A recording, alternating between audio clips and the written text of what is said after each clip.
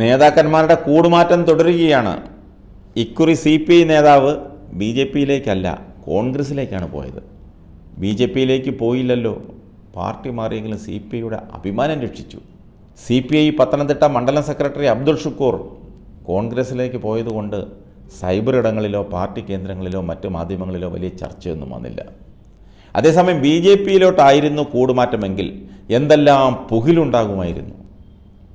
CPI നേതൃത്വവുമായുള്ള അസ്വാരസ്യങ്ങൾക്ക് പിന്നാലെയാണ് party ജില്ലാ council അംഗം കൂടിയായ ഷുക്കൂർ രാജിവെച്ചത്.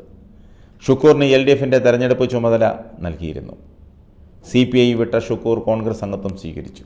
CPI ജില്ലാ നേതൃത്വമോ കീഴ്ഘടകങ്ങളോ ഒന്നും ഇക്കാര്യത്തിൽ പ്രതികരിച്ചിട്ടില്ല. CPIയുടെ വ്യാപാരി സംഘടനയായ വ്യാപാരി വ്യവസായി ഫെഡറേഷൻ്റെ ജില്ലാ പ്രസിഡന്റായും 14 വർഷത്തോളം CPI പത്തനംതിട്ട ലോക്കൽ കമ്മിറ്റി സെക്രട്ടറിയായും ഷുക്കൂർ പ്രവർത്തിച്ചിരുന്നു. ലോക്സഭാ തെരഞ്ഞെടുപ്പിൽ 8 പഞ്ചായത്തുകളുടെ ചുമതലയായിരുന്നു ഷുക്കൂറിന് നൽകിയിരുന്നത്. പാർട്ടിയുമായി പിണങ്ങിയ ഷുക്കൂർ കുറച്ച് ദിവസമായി അവധിയിലായിരുന്നു. ജില്ലാ പഞ്ചായത്ത് വൈസ് പ്രസിഡന്റിനെ തെരഞ്ഞെടുക്കുന്നതിലുണ്ടായ തർക്കമാണ് പാർട്ടിയുമായി ഇടയാൻ കാരണമായത്. സംഘടനയുമായുള്ള വിയോജിപ്പാണ് പാർട്ടി വിടുന്നതെന്ന് അബ്ദുൾ ഷുക്കൂർ പറഞ്ഞു. പ്രവർത്തിക്കാൻ മികച്ചത് കോൺഗ്രസ്സാണ്. നേതാക്കളടക്കം കൂടുതൽ പ്രവർത്തകർ കോൺഗ്രസിലേക്ക് വരും.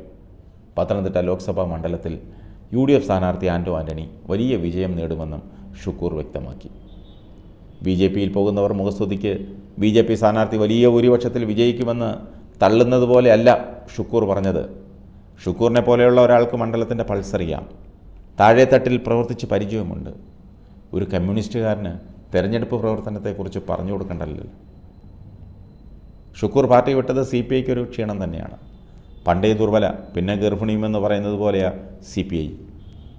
വംശനാശം വന്നുകൊണ്ടിരിക്കുന്ന പാർട്ടിയാണിന്ന് CPI. ഉള്ളത് കൊഴിഞ്ഞു പോകാതെ നോക്കുന്നതിന് പകരം ഉള്ളവരെ പറഞ്ഞുവിടുന്ന നയമാണിപ്പോൾ CPIക്കുള്ളത്. പറയാതിരിക്കാൻ നിർവാഹമില്ല.